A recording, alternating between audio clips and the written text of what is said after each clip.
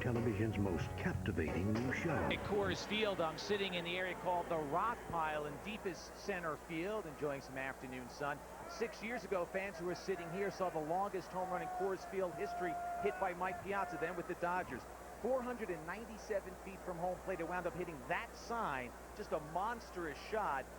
The Mets are hoping that he's got some more monster shots in him here as they try to come back from this deficit. Meanwhile, fellas, as I send it back to you, send out a lemonade. Hey, you got your sunscreen on, Matty? Oh, absolutely, baby. 30.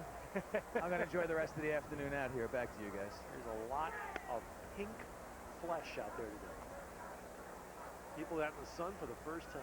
Not good. Well, here's a moment that depicts the state the Mets are in right now, and people may be wondering, why is Jay so batting? Well, there's a couple of reasons. One is, of course, the bullpen has been used a lot. So may pitch on in the game. Even if he's not, Art Howe's hands are completely tied today. He doesn't have a bench to use. He has 2 extra men, one of whom is Vance Wilson, his backup catcher. And Jay's still swinging the bat pretty well. And he grounds out here. So we'll have to wait and see whether so continues in the game. Yeah, you don't want to take him out of the ball game in the 6th inning with the Mets trailing by 3 runs. Not in this ballpark. Well, those 3 runs but you do need some offense. I know, but would you pinch hit for him in the 6th inning? Yeah. I mean, if I had a full team, I understand this situation why Art Howe didn't. I wouldn't do it. I would leave him in, let him pitch, see what happens. So here's Alomar. The Mets have been completely tied up by Darren Oliver. 1 hit, Piazza's home run in the 1st inning.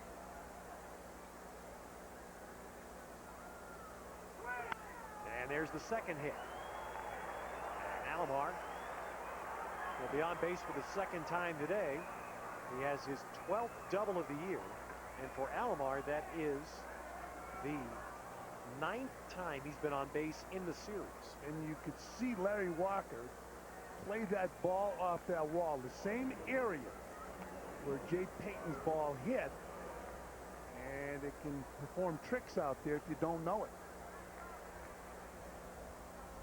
Here's Raul Gonzalez now, and the Mets would love to see Gonzalez reach base here and give Piazza a chance to hit with a couple of guys on. The Rockies are getting their bullpen going, and there's a bullet, and Helton saves a hit.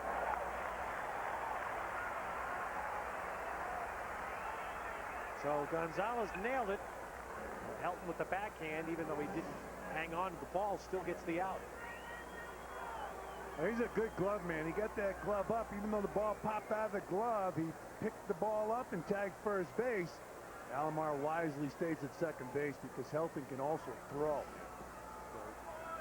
No reason for Alomar to risk going anywhere. And here's Piazza. A 2-run homer and a pop-up.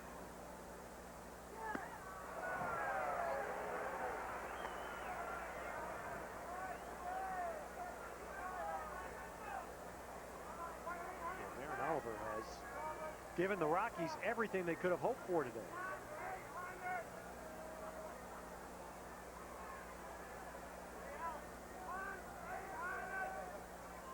His best start so far this year was on April 16th as Javier Lopez, the sidearming lefty, gets ready.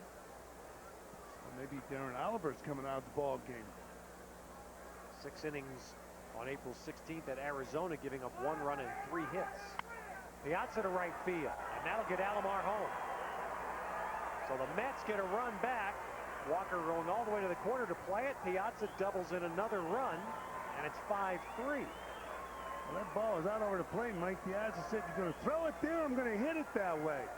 Well, he just laid that head of the bat on that ball, and Clint Turtle had a feeling. He's going to the mound. He's going to the bullpen. Look at that. Just laid the head of the bat on the ball. It's a bullet down the right field line. Nice swing by Mike Piazza.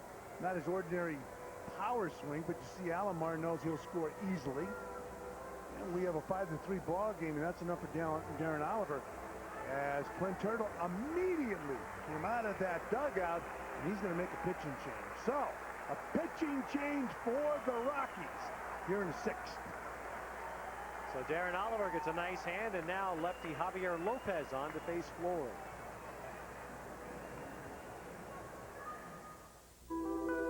There's a state where the national pastime is the game of what if. What if all cars were turbocharged? What if innovation were the official currency? Saabs are made in a state of independence, where freedom is held as tightly as the road. Welcome. The turbocharged Saab 9.3 linear sports sedan. Available in the state of independence for $299 a month.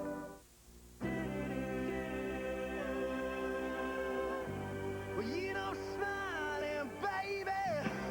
You need some guiding, baby.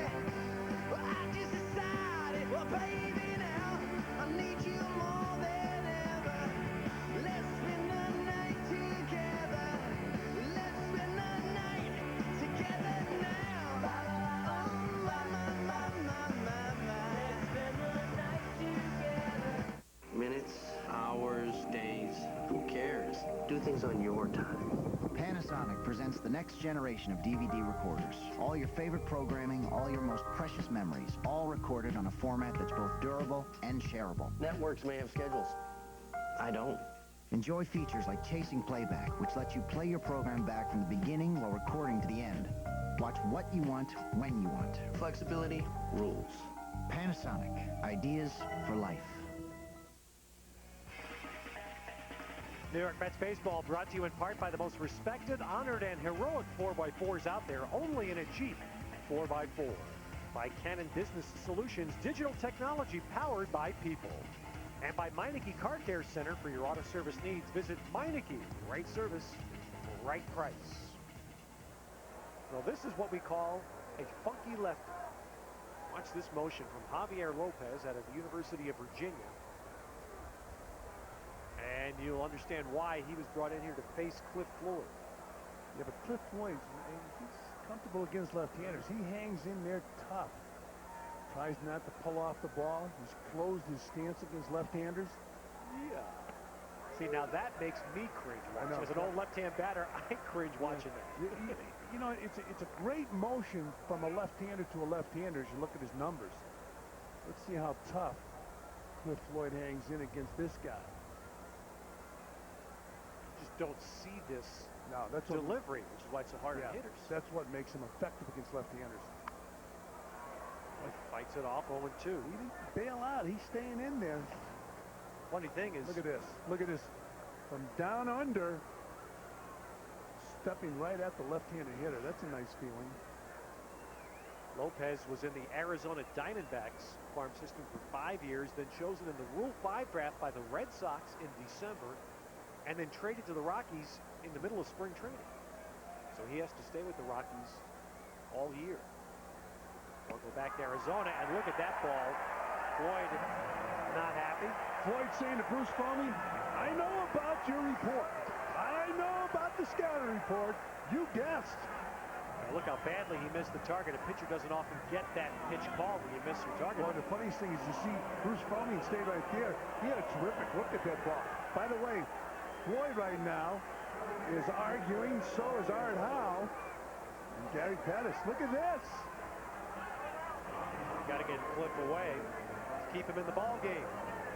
So the Mets settle for one here in the 6th inning. It's now 5-3 Rockies, and somebody, I guess Cliff, just got thrown out. Because Cliff Floyd gets tossed out because of this call. Look at where the catcher set up. Now watch the ball. You know what? Bruce Foamy had a good look at that pitch. You see what Bruce was? No protection. And then Cliff Floyd said the magic words, Bruce Foamy. He throws him out of the game. And Bruce really doesn't take anything. So that's why when he hears about our scouting report, Ted, you run your own. He's not going to be happy. Well, it was not. And there's the blue notes. Up there, all those blue notes. Look out. Now Charles Johnson greets Jay Sell with a base hit. We're in the last of the 6th inning. What the Mets really need is for Soto to be able to calm down and get the Mets back to the plate. They're the blue notes. Now look at this. Guesses at low pitches. A moving zone sets up too far. I'll tell you one thing. Whoever wrote that report didn't like Bruce. He's been around a long time. Now take a look what Bruce has set up. Now the glove is the only thing in his way. He's got a good look at it. If he sees it correctly, he says, that's a strike. Cliff Floyd said, you're crazy. I read the report. I saw that you guess a lot. Well, you know, Yes. it doesn't look like a strike, but no, at the bottom line is that Cliff Floyd can't get thrown out of the ballgame. No, you're Because right. the Mets are so short-handed right now that That's right. Cliff Floyd cannot, no matter how angry he is, he can't get thrown out. Now Art House had to use basically the one move he had, he's got to put in the ballgame, which is Roger Cedeno is now in right field. And Roger's going to make the play on this ball. So Cedeno is taken over in right. Raul Gonzalez has slid over to left. And that means the only healthy player that Art Howe has left on his bench is Vance Wilson. Timo Perez, we mentioned, is available to pinch hit. And as of an hour before the game, the feeling was that neither Jay Bell nor Ray Sanchez would be available. Now that obviously could change if you were in dire need. Bell tweaked the groin here in the first inning on Monday night. Lopez going to bat. Lopez going to bunt. So's got to play at second for one. And Lopez runs it out for a double play. That was a nice play by Jay So. How quickly he got to that ball and how quickly he got it to second base. They tell pitchers to take that crow hop to set their body and their rhythm throwing the ball, or any player takes a crow hop. Now watch this. He catches it in one stride, throws a strike to Joe McEwing at second. The funny thing is the press continues to hammer Ray Sanchez for a throwing error in a play just like that in San Juan, when virtually every Mets person I talked to said it was Jay So's mistake on a play like that covering at second base. That he didn't take that extra crow hop that we just talked about. He didn't take a crow hop there. Usually you're taught as a baseball player, you take that crow hop. It gets you a rhythm. It gets you set to throw the ball wherever you're throwing it. Well, he fielded it quickly and made a perfect throw. Hey, if you can do it without the crow hop, you're going to be quicker. Well, and there was a man, the point of the play in San Juan was that extra crow hop was needed to allow Sanchez to have enough time to get to the base. Well, as far as the pitcher's concerned or the person throwing the ball, your job is to get the ball and throw that ball to the base. It's the job of the infielder to get to the base. There's a liner. Wigginton right there. And Steins lines out. Inning over. So that's what the Mets needed from Jay So. Scoreless bottom of the sixth.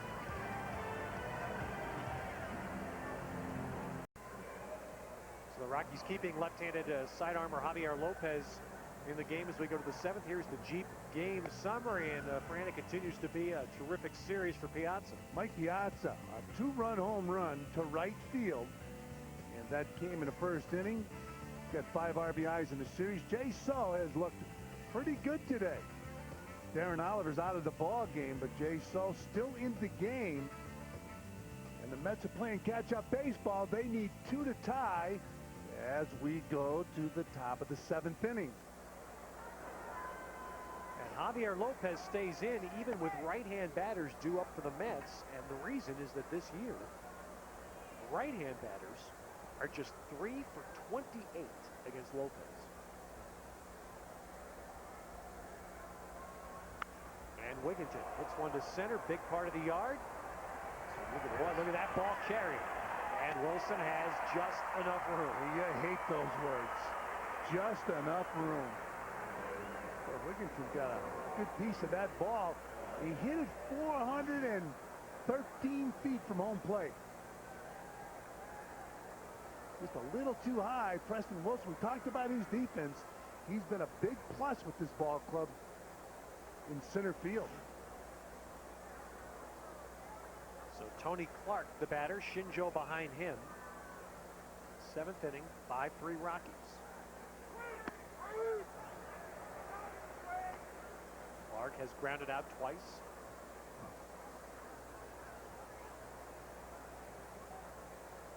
Mike Stanton getting ready in the bullpen.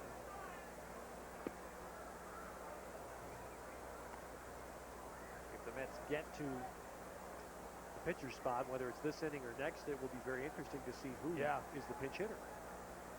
If there is one. 1-2 now to Clark. The Mets offense came to life. 17 runs, 24 hits the first 2 games as Justin Spire begins to loosen up. Yeah, today, quiet. He had a tough outing first night in town.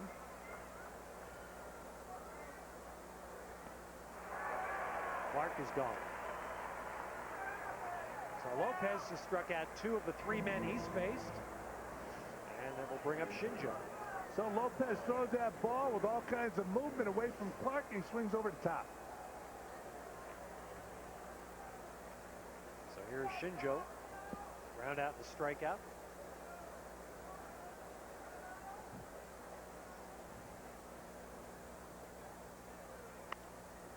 And another ground ball to Steins. So Javier Lopez has come in and retired 4 men that he's faced out of the Colorado bullpen. 7th inning stretch in Denver. Still 5-3 Rockies. Well, Jay So, having thrown 88 pitches, back out to the mound in the bottom of the 7th. This is precisely the kind of, although the result right now is not what the Mets want, it's the kind of effort they need from their starter today. Jay So. Yeah, he's looked good today. We talked about him pitching up, and he's been getting away with it lately. They scored 5 runs in the bottom of the 5th. Jay Payton, who had a big hit, an RBI triple in the 5th inning, hits that line here, and Gonzalez got caught at the last second in between, plays it on a short hop. Yeah, they say the toughest ball to judge in the outfield is that line drive that's hit right at you. As we take a look at our Delta Airlines upcoming schedule, we go San Francisco after the game, and look at them. Thursday night, Fox Sports New York. Friday, Fox Sports New York. Saturday, Fox 5 and WB 11 on Sunday. So that's our Delta Airlines upcoming schedule. So that's going to a place where they've never won a regular season game. Pacific Bell Park in San Francisco, and they hope to put it into that tomorrow night. We do have 1 win there. It was a big one. It was huge. Game 2 of the playoffs in 2000.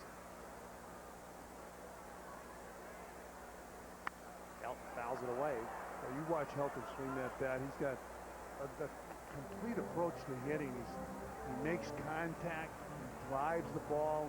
He hits the ball the other way. When the Mets came into town, he was fighting a slump. His average dropped down to 313. He's hitting 315 now. Picked up a couple key hits to left field first night in. They fear him as much as they fear anybody. Preston Wilson is feared also because he's been on fire. Stanton continuing to warm up in the Mets bullpen. So facing Helton here for the 4th time. And a pop-up shallow left. Ewing back. Gonzalez in. And there's 1 down. This copyrighted telecast presented by authority of Sterling Mets may not be reproduced or retransmitted in any form. The accounts and descriptions may not be disseminated without the express written consent of Sterling Mets. You take a look at Helton's swing. He's got that leg kick, and the ball just beats him, and he pops it out. Look at this. That body language is the body language of a man trying to get untracked and come out of a slump. You don't see that body language from Helton very often during the season. But you know what else? I've got to believe this, Frank.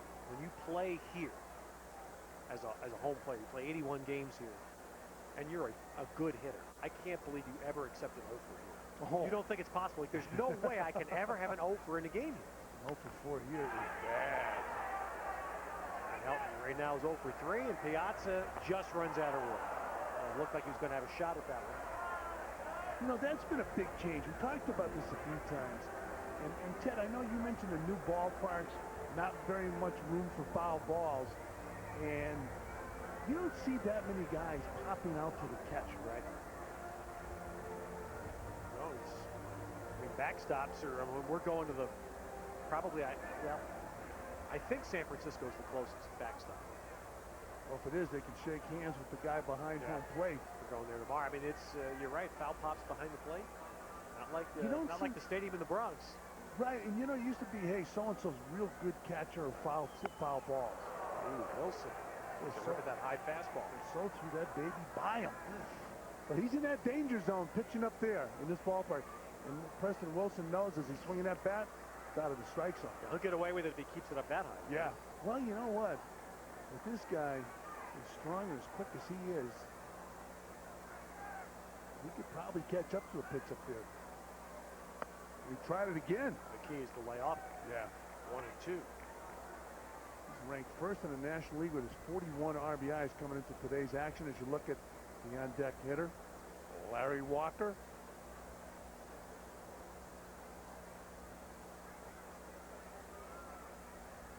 You know what? It's going to be frustrating to Jay So is that in the 5th inning, after the Rockies tied the game, he pitched very cautiously to Helton and to Wilson, walked them both, and ended up getting burned in a bloop hit by Walker. And here he's gone at Helton, gotten him out. Gone at Wilson, he's a 2-2. Kind of surprised now that with real good speed on first base, they haven't attempted to steal second base. Of course, Preston Wilson was thrown out. He's got good speed. As you mentioned, Ted, some managers, especially here in Denver, don't want to give up that run or give up that out attempting to steal.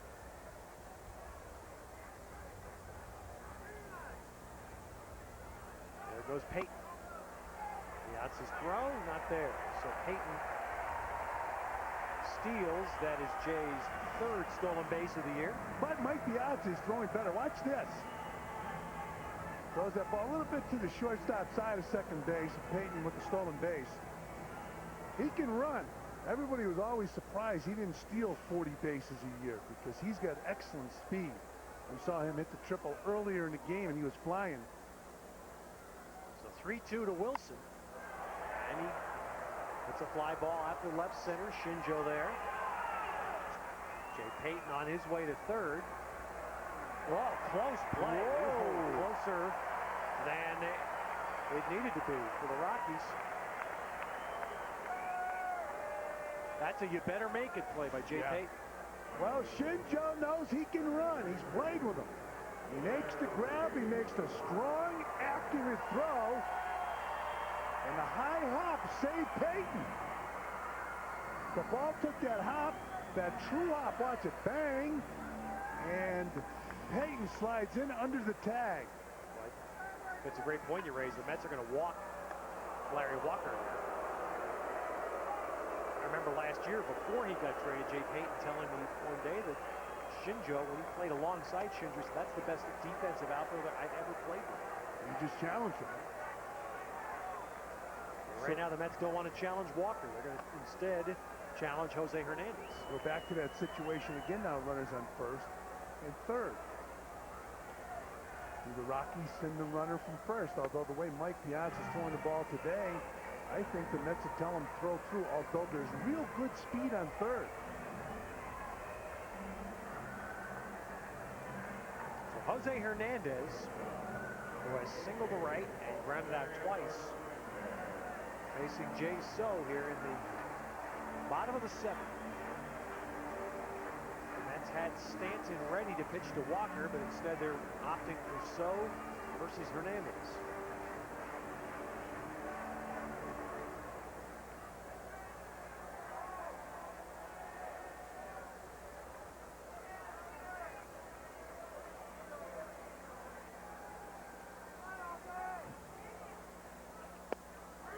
Strike 1. Hernandez, a dead fastball hitter. We mentioned his propensity for striking out. Likes to chase that bad breaking ball, but Jay So is primarily here's a fastball, hit it someplace type pitcher.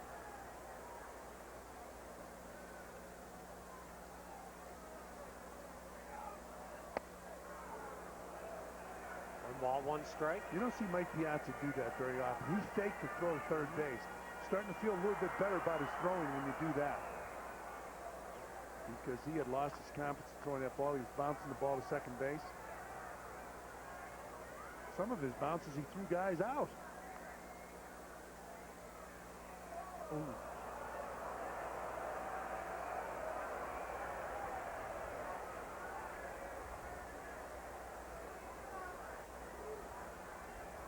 So Jay So coming to the end of his line. The Mets hope it's right here that he can get Hernandez. Missing outside. 2-1. Hernandez with 45 strikeouts this year. second in the league to Adam Dunn of Cincinnati.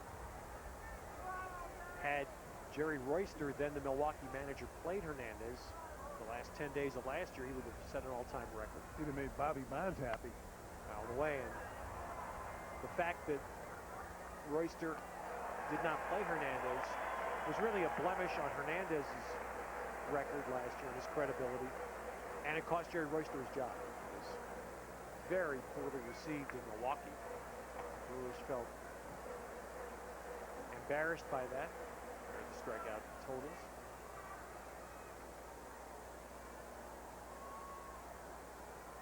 Because Jose Hernandez last year was an all-star. He was on the all-star team. In the last 10 days, he was being protected. Foul back. You know, you can understand what Jerry Royster was thinking about, but as you said, it wasn't received very well. And now Jerry Royster is not managing Milwaukee, and Hernandez is playing in Colorado. And there's one difference between what they did with Hernandez and, for example, when managers had taken pitchers out with 19 losses. The difference was Hernandez was an all-star last year. Yeah. He went to the all-star game. That was not a problem. And so that's why it was so badly received around baseball last year. It's different when a guy's struggling and he's lost 19 games and you don't want him to suffer the embarrassment of losing 20. Tapper, So's got it. And Jay So, well, a nice job by him today in coming back after the 5th inning. And you're going to be happy he took a crow hop. A little one, but he took it. We go to the 8th. 5-3 Colorado.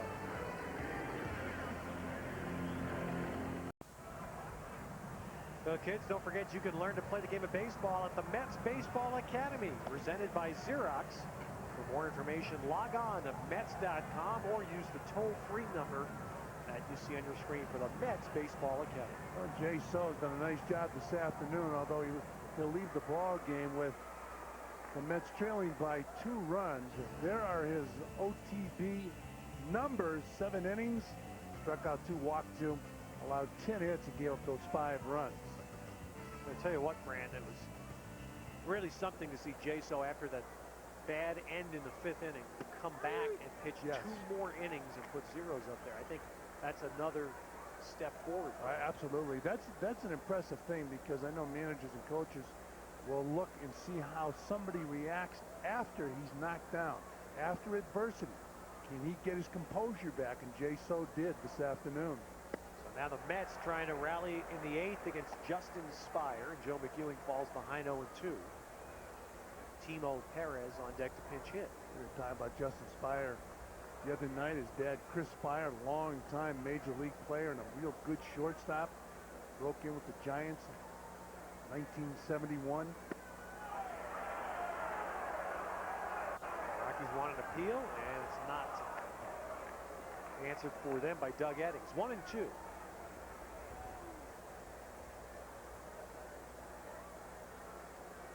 McEwing is grounded to short, been called out on strikes, and Art Howe hoping that his team's got a little rally in him here in the last 2 innings. McEwing down. One thing that Justin Spire has is that real good fastball. He throws hard and harder, and here's a pretty much an unhittable pitch. Well, Joe McEwing has really, that's the one pitch he seems to think he can handle, and he chases it. It's quite a bit off the plate outside. He struggles with that pitch. Most hitters would. It's tough to reach it. So here's Timo. Not really able to run very well. He's icing his calf before the game. Strained a calf muscle last night.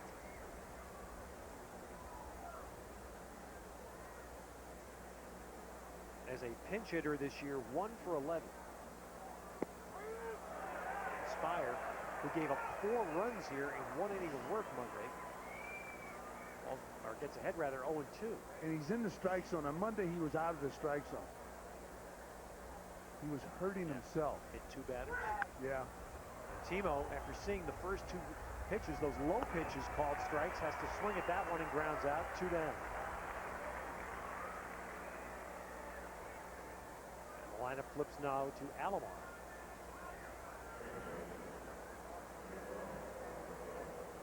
you look in the Rocky dugout, you see Clint Turtle doing he keeps a lot of notes.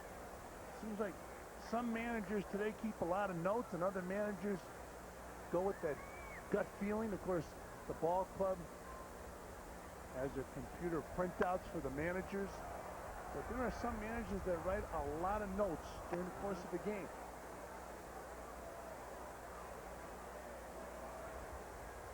I don't know if it's good or bad, but I guess whatever floats your boat. Look at all that's right out of the Tony La Russa school. You see La Russa's coaches through the years using all those color-coded pens to mark things. I think Casey Stengel, when the Yankees were winning all those pennants, if he was falling asleep in the dugout, didn't he write him? He's falling asleep in the dugout? Occasionally, they said he would nod off. Well, you know, something we'll be able to talk about the next 2 nights in San Francisco. Alomar takes a ball 2-1, but Felipe Alou has referenced several times already this year that the word was out on Felipe that he could nod off in the dugout during the game. Felipe, who just turned 68 the other day, has said, I know I can't do that if the camera ever catches me nodding in a dugout during a game. I'll be gone the next day. There'll be no second chance for me. Well, I think Casey Stengel came to the school of, if I'm the manager, I'm going to stay out of players' way. Alomar with another hit. Robbie's had just a terrific series. Yeah, he's been on base 10 times in 3 games. And he's hitting the ball hard. He's swinging clear. That bat comes through the hitting zone. He's not feeling for the ball. At times when Robbie's struggling, he's feeling for the ball, but he's taking real good solid rips to impress Sandy Alomar Sr., who's the coach with the Rockies. So once again, the Mets in a spot where they need Raul Gonzalez to get on base and get Piazza up here. By the way, in that same theme, talk about managers. The managers today are much better than ever before. They're thorough. They have real good, active, young coaching staffs. And how about the National League? Get after this pitch. There goes Alomar. There'll be no throw. Alomar at least erases the force with his 5th stolen base of the year. In the National League now, the other night, actually today, right now, you've got 67-year-old Frank Robinson managing against 68-year-old Felipe Alou. As Alomar goes in, and in Florida, they just hired 72-year-old Jack McKeon. Yeah, you know what? These guys are young managers. Frank Robinson, he gets respect from his players. Jack McKeon, I play for Jack. He's a terrific manager. In fact, I see in the Clint Turtle's a young manager. I see where Art Howe, young manager, see where they are going to do some investigating as far as Jack McKeon being hired by the Marlins. You know, they're talking about minority. Well, I would say Jack's in the minority right now. 72 years old. He's all by himself. So Raul Gonzalez trying somehow to get on to get Piazza to the plate. 3-1. Next ball right in there. 3-2. But the managers are much more thorough today than ever before. We do a good job. Here's Raul Gonzalez, just not able to catch up with that pitch. Got to turn up the dial on this guy.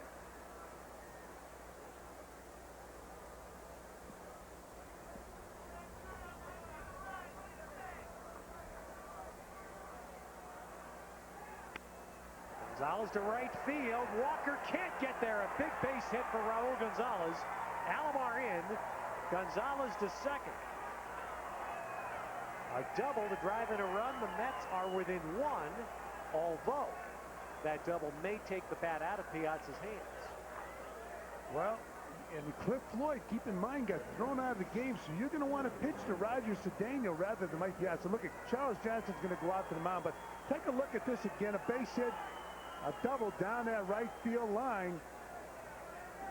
You know, I'm watching this as Alomar scores. You know, I'm watching Gonzalez run there, and I'm thinking Willie Mays, stop it first. How many times Willie Mays in his career would hit a ball that should have been a double, and he would stop it first the stretch to make sure that teams would not walk McCovey. Not many players think like Willie Mays. Willie Mays was a baseball intellectual. He thought of things nobody else would think of. Here's Raul Gonzalez swinging through that pitch right there. Now they're going to walk Mike Piazza to pitch to Roger Cedeno. So Cliff Floyd getting thrown out of the game while because of arguing with Bruce Fromming, might have hurt the ball club. We'll see what happens with Roger Cedeno. And of course, we go back to our blue notes.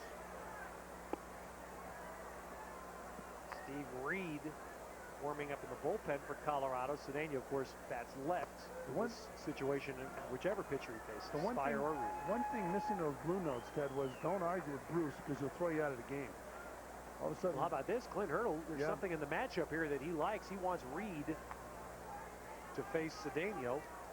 Cedeno is hitless in 5 career at-bats against Reed. That must be the number that Hurdle likes. I'm not so sure. I would. Well, he's 0 for 5 against Spire, too. Yeah, I would consider that a small body of work. Yeah, I know. Well, it's interesting, but and there's no trend.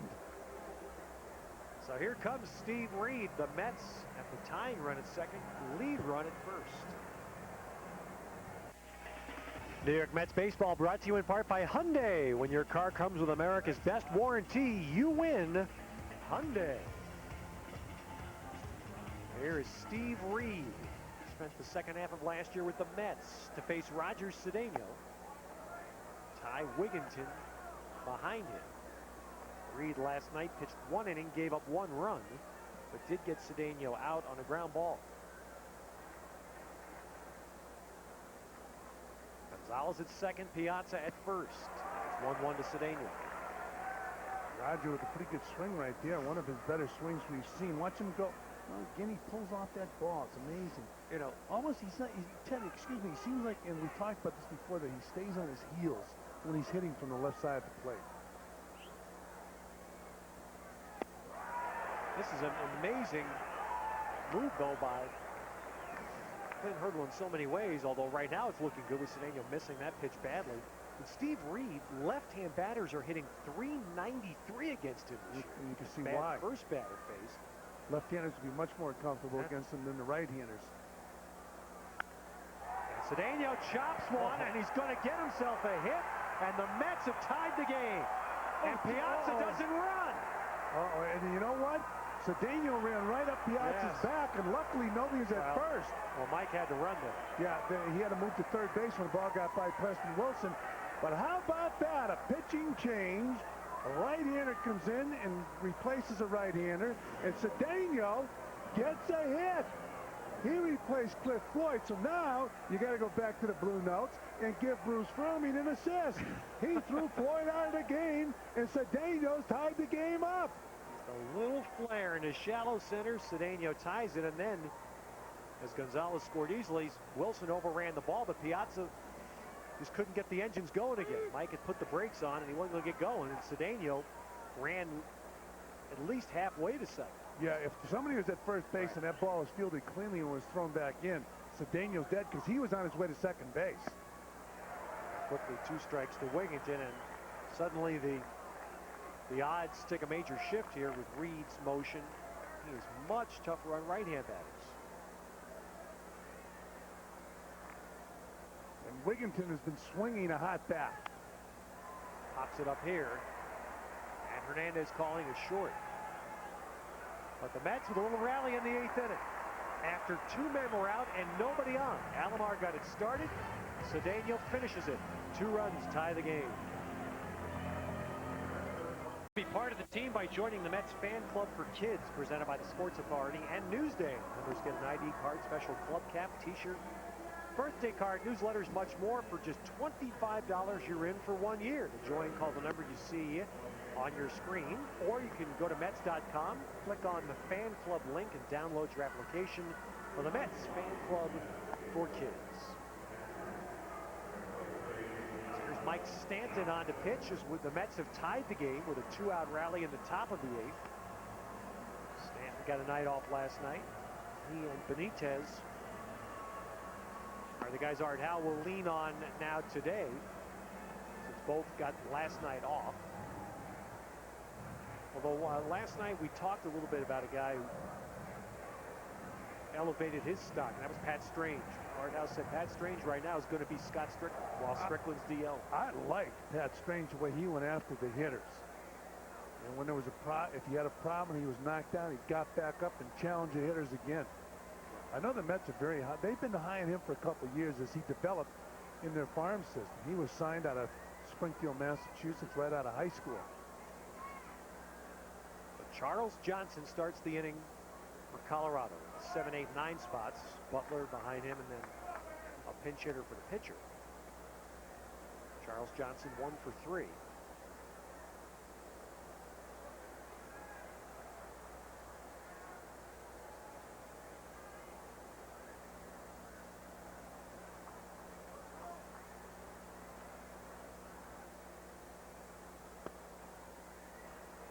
Two and 0.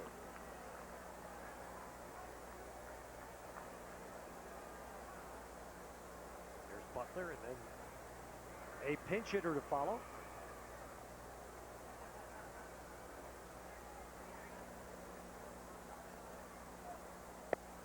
Strike 2 and 1. Gabe Kapler, who had an important hit last night for Colorado, may well be the guy Clint Hurdle calls on in this spot. Todd Jones, if the game's tied going to the ninth. Jimenez, if they take the lead, I would assume. Johnson fouls it away.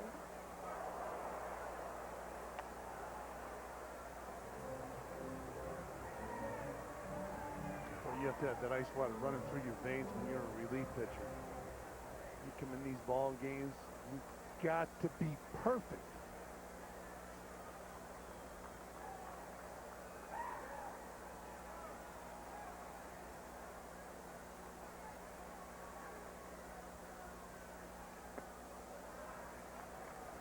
Ball now 3 and 2 to Charles Johnson. When you get this late in the ball game at Coors Field, every single pitch is so very important. It's a tie ball game. One swing of the bat, you got a home run.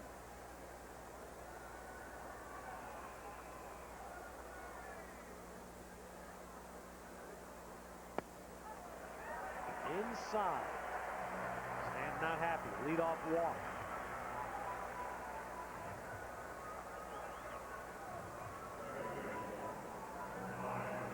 So Charles Johnson aboard. He'll be run for. So the cardinal sin of a reliever. Walk the leadoff man. Now, pinch runner. The Rockies are going to use Kapler to run. After getting a hit in last night's ball game, they're going to utilize the muscles in his legs.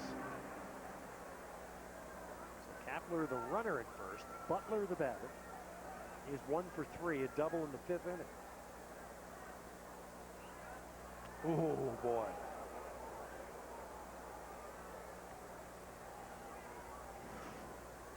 That means I would imagine we're going to see Bobby Estalella pinch hit next. See who comes out of the dugout. Kapler just got back ahead of the tag. Got to keep him close, give Mike Piazza a chance to throw him out at second base, although I believe they're going to employ the bunt right now. And it's foul. Actually, in the on-deck circle has come Ron Belliard. There's Belliard. Estalella will have to come in the game to catch. Yes. So I thought that might be the pinch hitting move. So Butler looking down at Sandy Alomar Sr. getting the sign. Let's see if Clint Hurdle takes it off. We were talking about wasting it out in an attempted stolen base. How about when you have to bunt in this ballpark? Think managers second guess themselves on that move?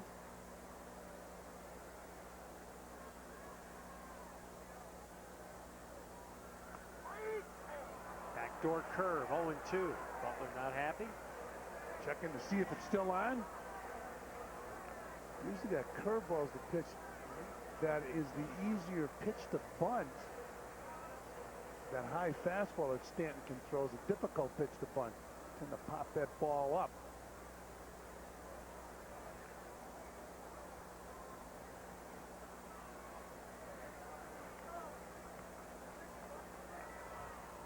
Wigginton still in tight at third.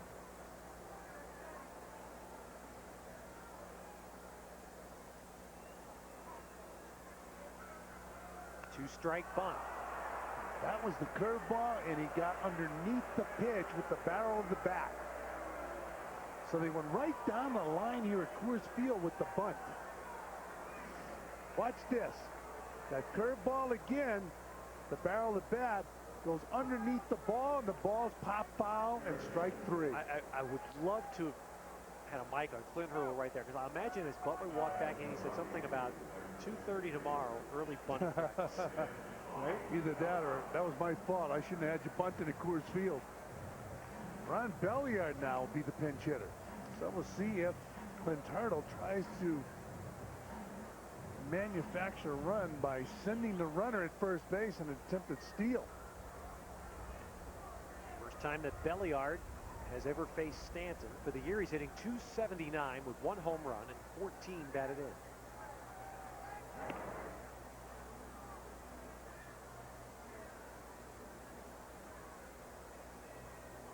And what's imperative here is that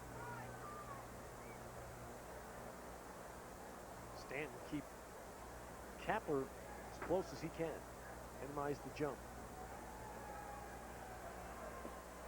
In the dirt, Kapler's going, doesn't matter. Great instincts. As soon as that ball hit the dirt, he was gone. What a wild pitch at Mike Stanton.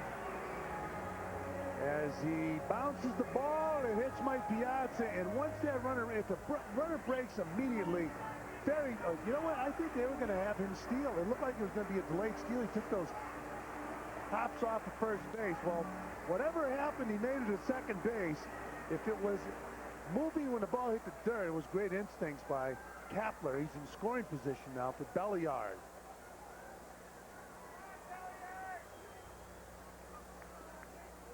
One ball, no strikes. And a strike, 1-1. Interesting tie game. Bottom of the 8th. The Mets infielders have moved in. Or, excuse me, the Mets outfielders have moved in.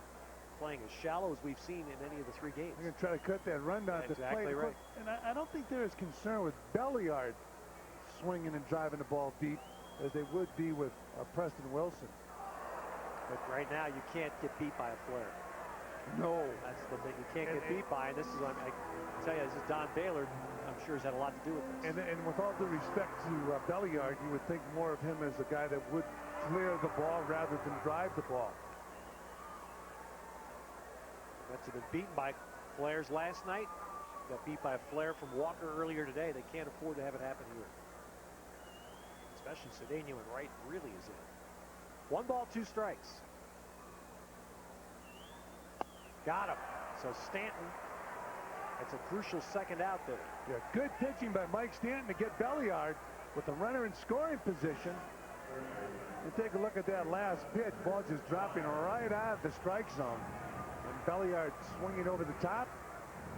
So now it's Chris Steins to be followed by Jay Payton with 2 out here in the bottom of the 8th inning.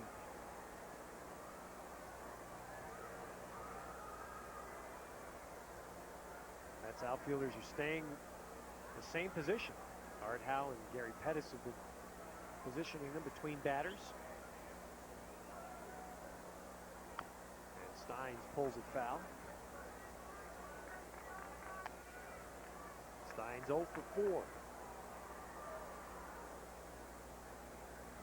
9th inning, the Mets will have Clark, Shinjo, and McEwen. Rockies will have a right-hander on the mound, either Todd Jones or Jose Jimenez.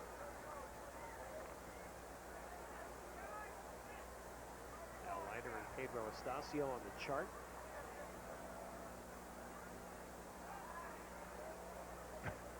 Kapler goes back to second base. He's got his hands over his helmet. He'd be better off taking the ball on the helmet rather than the hands. Exactly right. Instinct. How can a man with all those muscles be concerned? Huh?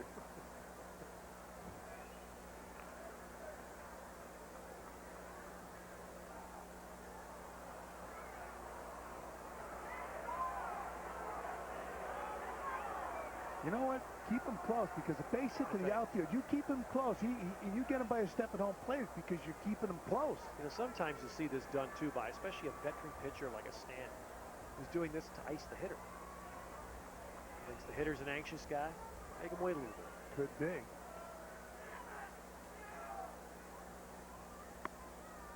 A ball, 1-1.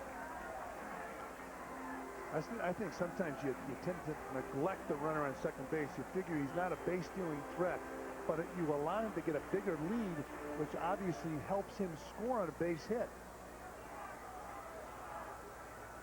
See Kapler on top of your screen there with the lead off second base. Tries to get a running lead. Away, 2-1 to Steins. Jay Payton is on deck.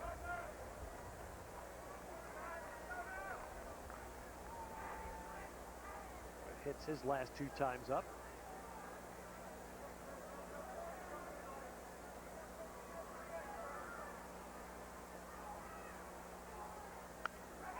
And there's a hit. So here's going to be your play at the plate. Gonzalez throwing. Kapler coming home, and he'll score. And Steins ends up at second.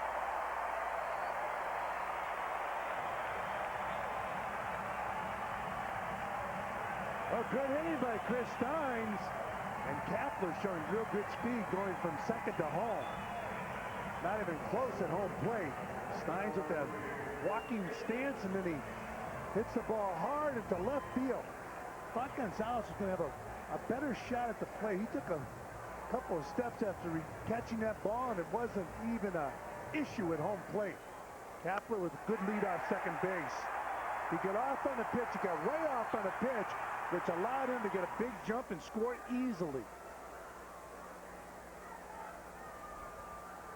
So Jay Payton, the batter. And crucial here, Steins went to second base on the throw home. Well, a disappointing night for Mike Stanton Monday night, and this is even more so. Veteran reliever coming in, walking the leadoff man, and then wild pitching him to second. So that one single has given the Rockies the lead. 1-1 now to Payton. So the Mets know they'll get the closer now. Jimenez in the ninth with Clark, Shinjo, McEwing. And Art doesn't have anybody else to turn to. Those are the guys that are going to have to do it for the Mets. Well, they battled back in this game. You're looking at a sinker ball pitcher out there. Jimenez is ready to come in. Clark coming over, hoping for a play. Runs out of room. Meanwhile, the only other day game in all of baseball really has a rather surprising score right now. In the 7th inning in San Francisco, Montreal leads 3-0. It's behind the rookie Claudio Vargas. The Expos have a chance to sweep that series. What a statement that would be for Montreal against the team that had, before they got there, the best record in the league. And Montreal comes in here when the Mets go to San Francisco. That's an Expos are travel partners this year. They basically do this all year long. They play the same road trips in reverse order. And then we catch up with, the Mets catch up with Montreal and Puerto Rico, and they caught up with them in Puerto Rico, and they'll catch up with them up in Montreal. Stanton gets Payton swinging, but the damage done by Chris Steins. 2-out single puts the Rockies back in front going to the ninth. So Colorado with a 1-run lead. After the Mets tied it in the top of the 8th, the Rockies with a run back in the bottom of the 8th. And now Jose Jimenez, who saved last night's game, despite a rather unattractive stat line, he has done the basics. He's 9 for 10. And he's saves. Last year he had 41 saves for the Colorado Rockies. So Jimenez will pitch to Tony Clark, who with one swing in the back can tie this ball game up. And that's what the Mets need as they head for San Francisco after the ball game to kick off a 4-game series at Pac Bell Ballpark. Rockies make a bunch of other changes behind Jimenez in the field. Tony Clark stands in there. Got a tough series at the plate for Clark. He's 1 for 10 in the series, 0 for 3 today. The first pitch is strike. Well, I mentioned how Jimenez relies on that sinker ball. If you're going to have a nasty sinker, you might as well have it here in Denver as you look at Shinjo on deck.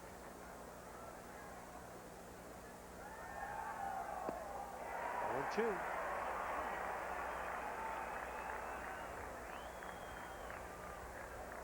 Clark's first at-bat against Jimenez, who once pitched a no-hitter when he was a starter for the St. Louis Cardinals. Clark let it go.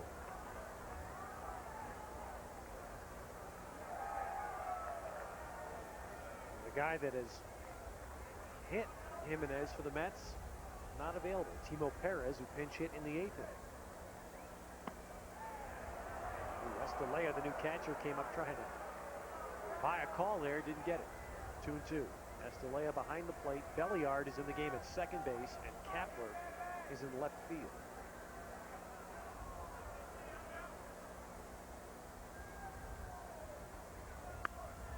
Clark, left center, but that ball looked like a knuckle a bit. Preston Wilson runs it down, 1 away. Yeah, it looked like Tony Clark hit that ball pretty good. And good enough for Preston Wilson to chase it down. Another look at that pitch from our center field camera. Ball hit more toward the end of the bat. He put a good swing on it, and an easy play for Preston Wilson.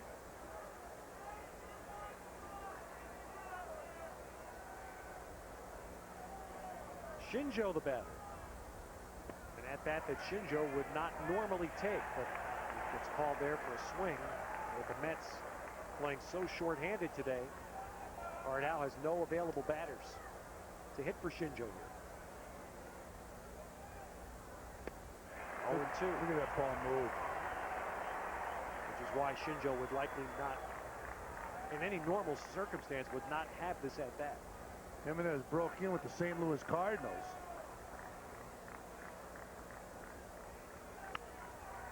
Third base, one hopper to Steins.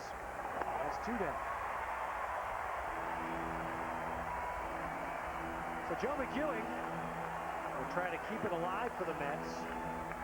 And if he can, then the only available player the Mets have, healthy player the Mets have left, is Vance Wilson. He'd bat for the pitcher.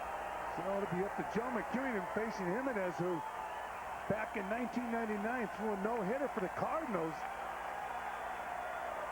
Only the 23rd rookie in the history of baseball to record a no-hitter.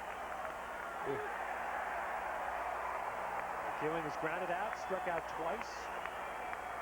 Started him off with a breaking ball. Talked about how Joe's been chasing that ball way off the plate outside. They're going outside.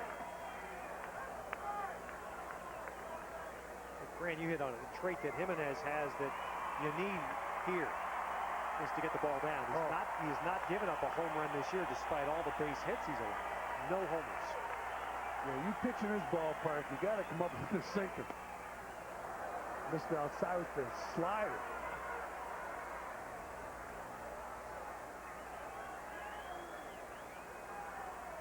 And there's further proof of the way he pitches. More than half the outs on the ground. McEwing with a flare, Belliard there, and the Rockies win the ball game. Well, Jimenez comes in the ball game, faces 3 batters, shuts the Mets down, and the top of the 9th inning. So the Mets jumped out to a lead. The Rockies passed them. The Mets tied them, and then the Rockies come back in the bottom of the 8th inning to win a 1-run ball game, 6-5.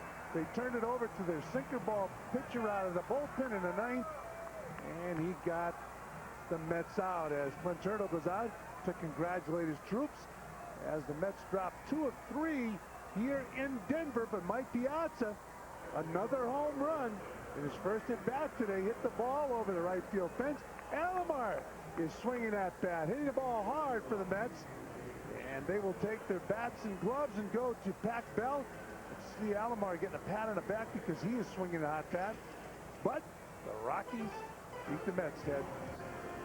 Disappointing loss for the Mets from the bullpen for the second straight day here in Denver. We'll come back on MSG in a moment.